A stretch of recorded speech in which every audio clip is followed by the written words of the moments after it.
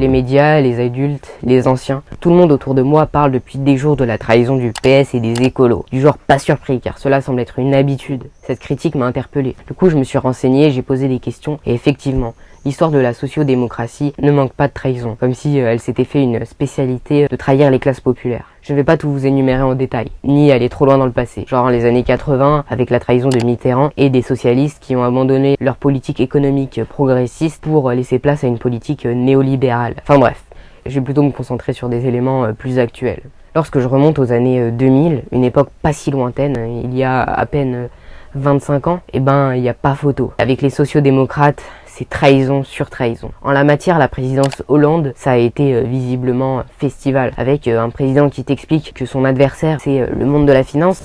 Cet adversaire, c'est le monde de la finance. Une partie de lui-même doit savoir qu'il fait un gros mensonge. Mais qui, une fois au pouvoir, se la joue néolibéral avec sa loi travail, qui laissait plus de liberté aux entreprises pour notamment fixer le temps de travail pour ses salariés. Et que dire de Manuel Valls, considéré à juste titre comme le champion de la trahison en France et en Espagne, en plus d'être le promoteur d'une idéologie qui, au nom des valeurs de la laïcité, a favorisé la montée de l'islamophobie et du racisme, comme l'illustrent bien les puantes aventures du printemps républicain et de ses tristes représentantes et représentants.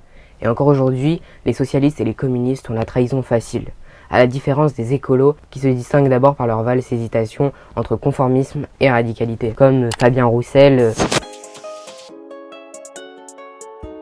ou Olivier Faure par exemple. Juste un mot sur Huguette Bello encore, c'était un problème de fond, de son parcours qui a bloqué ou le fait qu'elle soit proposée par les Insoumis, le Parti communiste? On n'a pas compris quel était le blocage en fait. Non, il y avait des gens. Moi, cette candidature, elle me parle. Je suis moi-même un Français de sang mêlé. J'ai fait mes premiers pas à l'île de la Réunion, et donc je connais Huguette Bello depuis longtemps.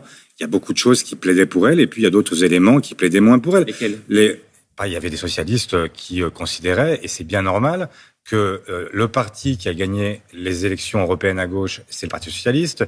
Le parti qui est le plus en dynamique dans ces élections législatives, qui a augmenté son groupe de 110%, c'est le groupe socialiste. Donc c'est un Premier ministre socialiste qui doit la mettre. Donc il n'était pas illogique que cette revendication soit portée. Cette incroyable capacité à trahir le vote populaire de gauche me sidère. Franchement, pour un jeune de 14 ans comme moi, toute cette mascarade m'interroge. Je me dis, mais à quoi ça sert de voter si c'est pour systématiquement se faire trahir derrière? Je vous pose cette question à vous, les responsables du NFP. De quel parti que ce soit, pourquoi trahir le vote populaire? Je ne suis pas en âge de voter, mais j'ai pleinement conscience de la colère qui affecte aujourd'hui mon entourage et les gens en général. J'avoue le partager, d'autant plus quand on se renseigne pour comprendre les raisons de cette colère. Mon Dieu, coquette, ces connards de socialistes, j'en ai plein le cul, moi. Alors on y va pas? C'est tous des pourris, des enculés.